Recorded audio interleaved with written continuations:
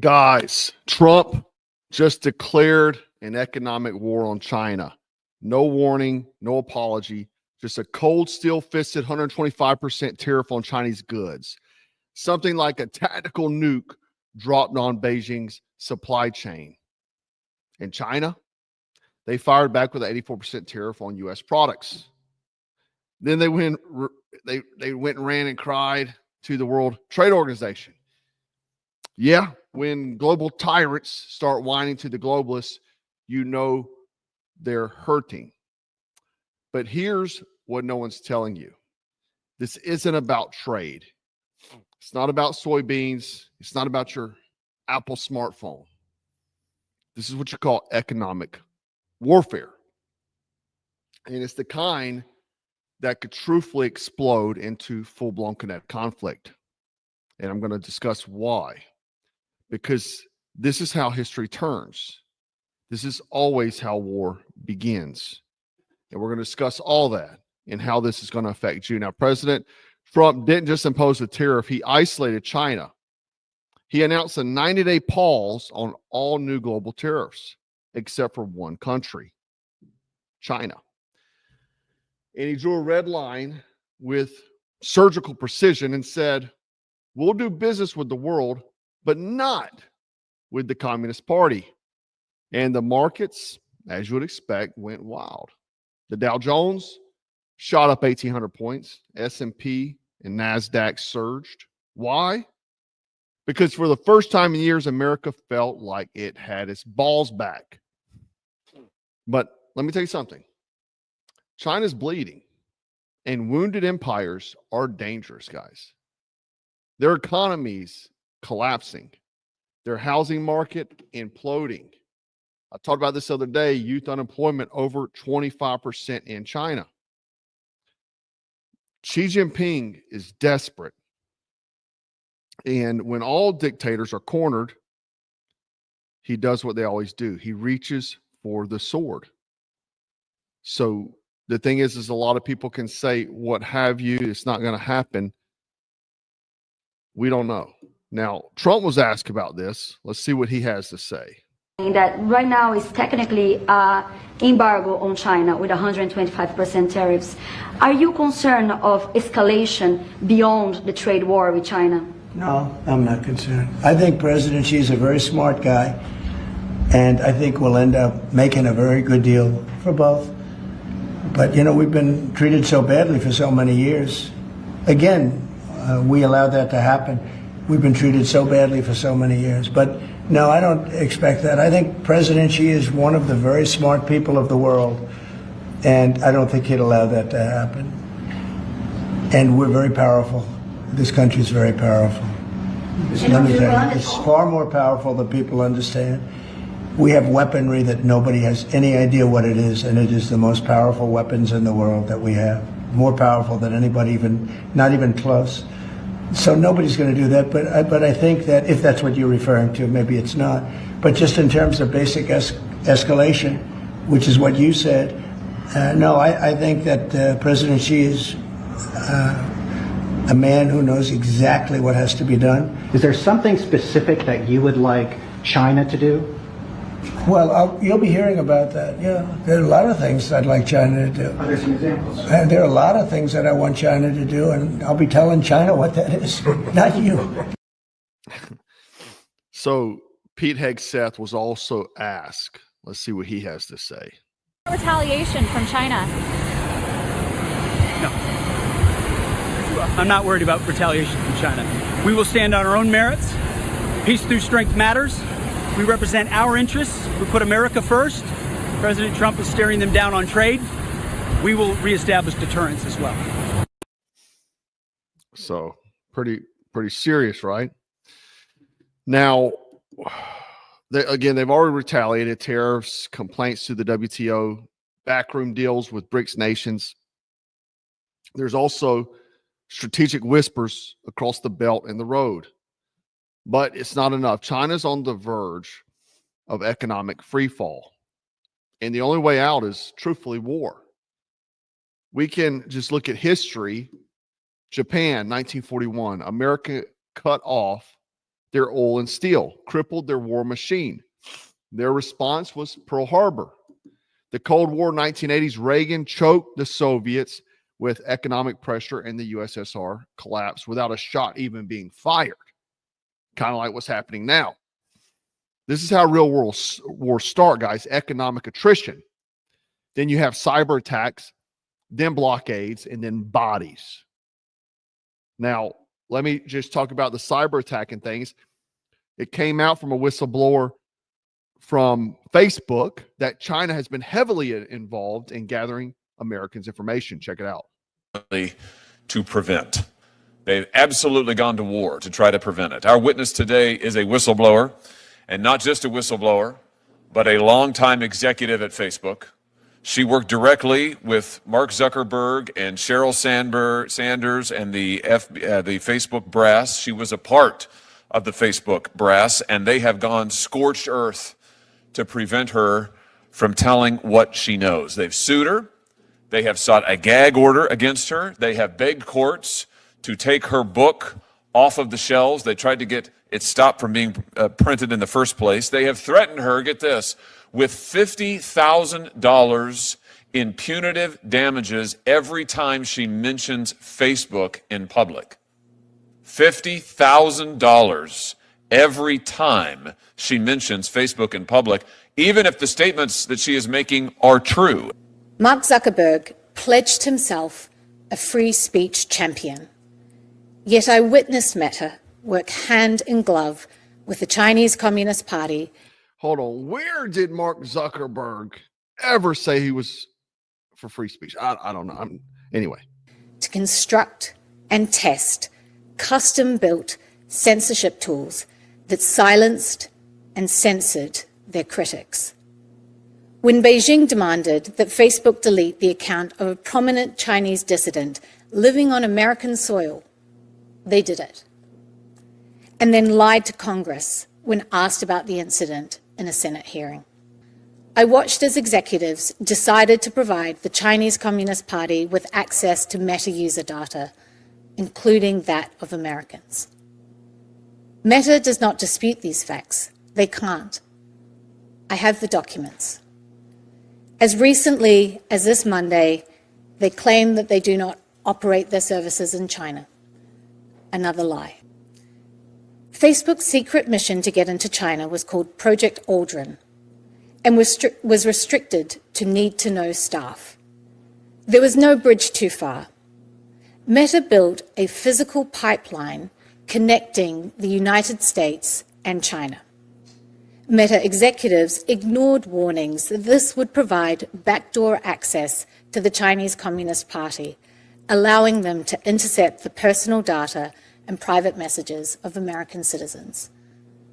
The only reason China does not currently have access to US user data through this pipeline is because Congress stepped in.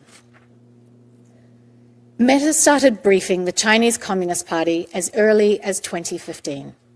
These briefings focused on critical emerging technologies, including artificial intelligence. The explicit goal being to help China outcompete American companies. There's a straight line you can draw from these briefings to the recent revelations that China is developing AI models for military use, relying on Meta's Llama model. So Mark Zuckerberg helped China to develop AI technology using military application. Okay.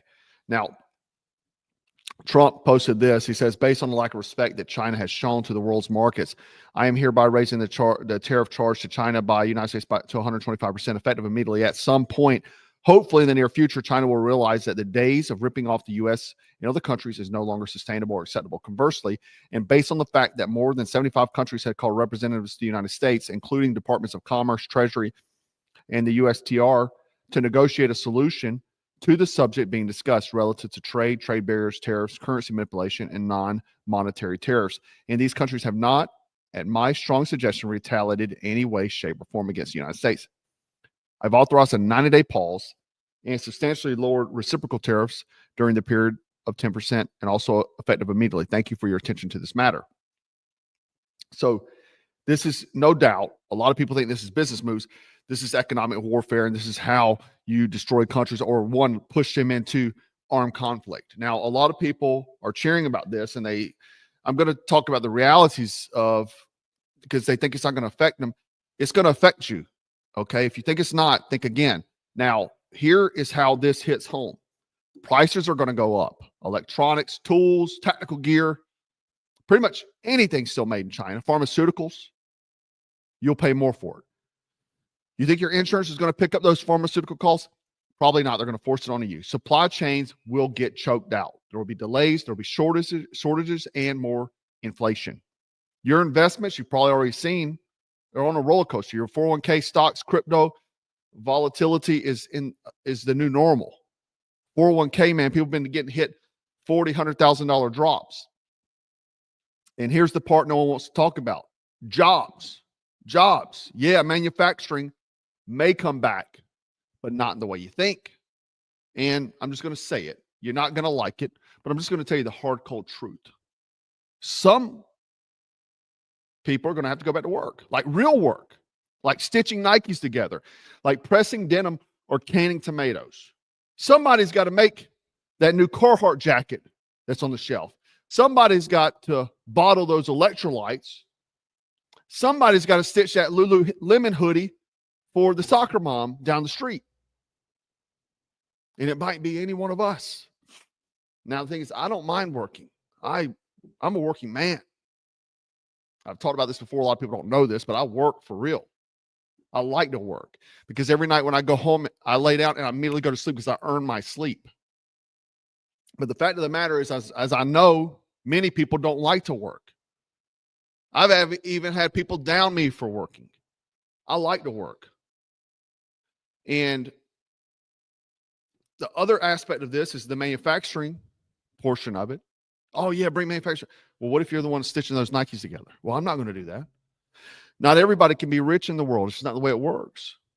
You're not going to get rich doing it either, working those manufacturing jobs, because here's what pisses me off, man. Every time I try to sell an American-made product, Patriots hit me with this. You're ripping us off, man. No, I'm not. I'm barely making profit. Why? Because it costs a lot to pay American workers to work.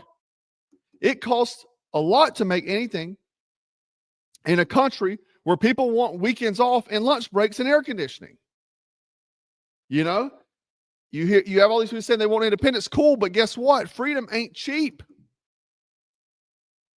And all of this is just the beginning, because what's next is Taiwan. China could blockade it tomorrow, cut off the island, no imports, no exports. And then maybe hit us with a cyber attack, take out our banks, the power grid, satellites. They'll test our response. And if we fire back, now we've got U.S. warships and Chinese missiles dancing in the Pacific. So, again, all the time, man, you hear the Patriots, it's too high a cost. Dude, you know how much it costs to pay an American to do something? Most Americans just want to be TikTok stars. And it's funny because, like, I meet people all the time. They're like, they treat you like you're famous. Dude, I'm just a regular guy. I've met people that were like 30,000 followers and they act like they're Elvis Presley. Like, the social media thing is taking on like, I don't care. I don't think I'm important at all. I don't. If you met me in the street, you would think I'm just a regular guy. That I live right beside you or something. But a lot of these TikTokers, YouTubers, Instagrammers, they act like they're freaking Brad Pitt or somebody, because everybody wants to be a social media influencer. Look at how many online coaches there are. Oh yeah, I'm going to teach you how to be an online coach, be a millionaire, because I'm making the millions off you, selling you a lie like Tony Robbins, right? But everybody wants to do that. They pop up every day. It's kind of like Navy SEALs writing books. Nobody wants to work. Nobody wants to do manufacturing. I don't mind it. I'll work all day. That's the thing. I may not be the smartest, the brightest, but I'll outwork anybody. And I like it. I like it. I like to work. I like to succeed. I like to put in honest days living every day. It also keeps me grounded too. because I'm a working man just like everybody else. But the problem is a lot of Americans, even the patriots, don't want to work. So we got to get back to the manufacturing, that somebody's got to can those tomatoes. Somebody's got to pack that beef. Somebody's got to cut it up.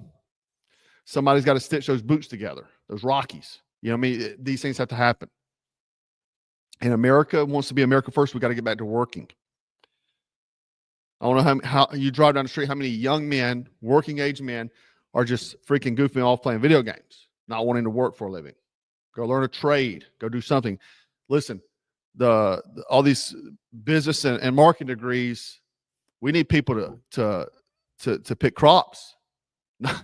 We don't need another business and marketing degree, right? We need somebody to fix an engine, somebody to turn a wrench. That's how it used to be in the old days. But Americans have gotten too far from that. But the thing is, guys, we're already at war, and you're just not seeing the explosions yet. I'll have the guys on right now. Clickbait. You're not seeing explosions now yet. But you may say, what now? Well, here's what. Soft men won't survive this. They will not survive the American first movement. You can't meme your way out of this mess. You can't podcast your way through it. You need to become the most unbreakable, unapologetic, savage version of yourself. This is the age of savage men. And weak men, they'll either kneel or disappear. You know what I mean? You got to be, men have to be men again. You have to survive. You have to learn how to fight. You learn how to fix things. Quit throwing it away and buying a new one. Fix things. Grow food. Shoot straight and lead others. We need leaders. Leaders. People to lead, to take charge. You want to take charge in this world, start by hardening your soul. Right? Your soul has to be in the right spot. You know, it's like you must be a philosopher with calloused hands. Like, think Marcus Aurelius meets Mike Tyson.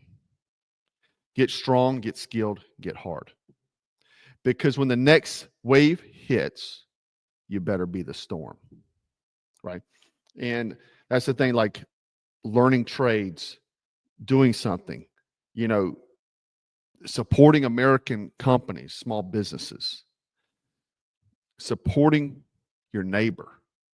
We have to get back to the old days of America when it was great.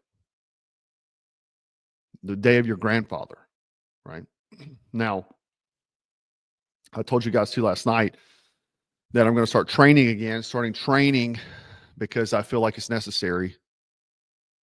And, you know, it's one of those things. I don't really enjoy the training part. I like creating product, to be honest, but I'm going to start training again. And I'm going to start today. If you want to start that path today, I just released the Hard to Kill Gym Warfare program, digital download, Hard to Kill Black Scout Gym Warfare program. This is the program. You can either keep it on your phone to work out or print it out. So this program is my fitness program, the one that I actually do. I developed it over years. Okay. It's unlike anybody's. I'll tell you a few things now. One, I believe in aesthetics, looking like you lift weights, number one, because I used to lift weights for years, didn't really look like it. Strong, great shape, but didn't look like it. You need to have the look, but you also need to be functional, right? A lot of guys skip leg days. There's leg days every day. A lot of people say overtraining. I don't believe in overtraining. There's no such thing as overtraining. You have to really train to overtrain. Your legs are your base. In fighting, all those sort of things, that's where your strength comes from, right? Punches and all those sort of things come from. This is the digital download, like I said, or you can print it out. It's got log sheets, so that way you can log your stuff. We call it dope, like shooting. But you can print out and log your fitness. The thing is, this is a gym program. This is not an at-home program. I'm going to come up with at-home programs, band programs, but this is a gym program. Like, you need to be a guy or lady that's going to the gym, okay? Because this involves free weights, equipment, those sort of things.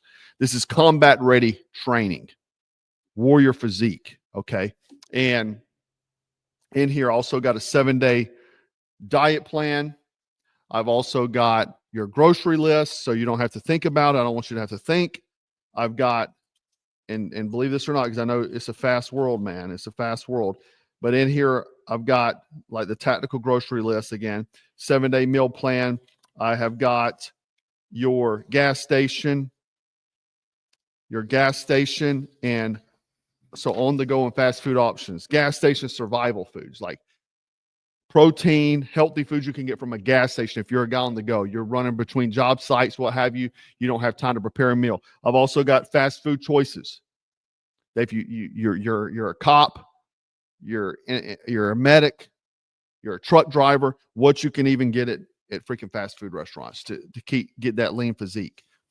And this is not a 30-day shred. This is not none of that bullshit. This is the real deal. What I do, hard to kill.